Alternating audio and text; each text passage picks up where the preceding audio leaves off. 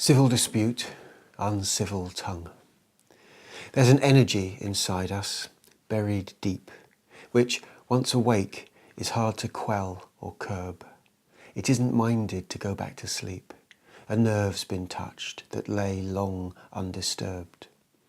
Though neutral, with no ideology, it grows between what's said and what is heard.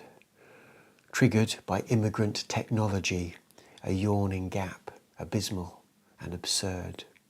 Like all raw energy, it can transmute, enthuse, freeze, argue, burn with fierce intensity, turn smiles to growls, debate into dispute, in defence of hearth, home and identity. Its power is visceral, it's fight or flight, and always generates more heat than light.